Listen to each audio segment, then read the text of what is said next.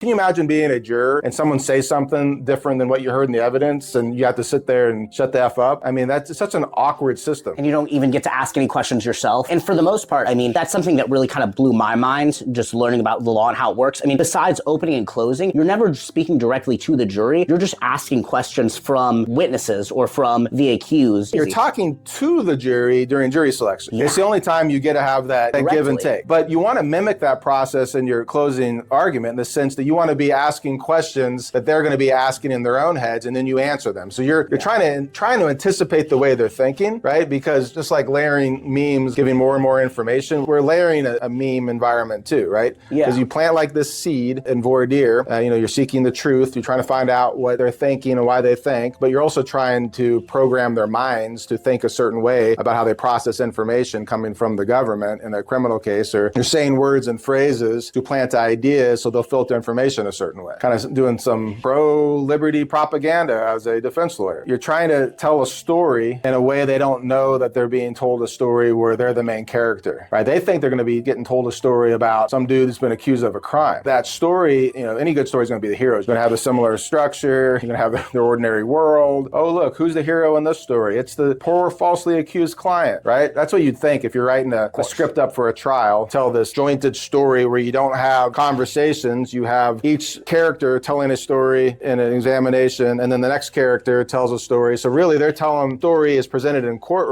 courtroom setting, but it's told in a way that's not familiar to people. I mean, they've seen it on TV. I feel like there's a lot more monologuing on TV. I think that's where, and both my parents were lawyers and, for a little bit and practiced law for a little bit before actually doing other things. But I feel like I was shocked when I learned that it's just direct examination and cross-examination, because really, I mean, if I didn't know any better, I would think, well, all the lawyer has to do is ask questions. Ask, oh, what did you see here? What did you see there? In a TV show, like Law and Order, where, there's always a DA, and that DA, usually it's them giving their opening or their closing, or, speaking passionately about why, in that case, why they think the person is guilty. It's hard to imagine, how would you tell a story if you weren't allowed to say anything and you just have to ask questions and get other people to tell it for you? I mean, it's an incredible art. It's interesting in the sense that you think you're trying to tell a story passionately like you see on Law and Order, where you can ask these, not even leading questions, but the sort of questions that they ask in the TV shows that are just somebody looking cool and playing gotcha. Like, you can play gotcha and you should play gotcha in cross-examination, but you don't get to turn to the jury and,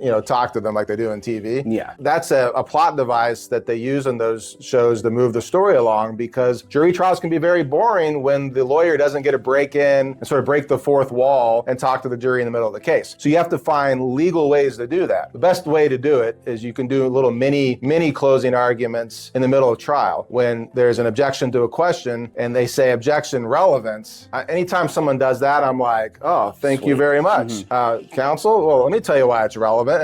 And I get to frame that evidence, right? That you're hearing this evidence right now, ladies and gentlemen of the jury, and I'm using it to prove this fact that's super crucial for my case. And if it works, and obviously it's going to, I wouldn't be asking the question, then you will rule in my favor.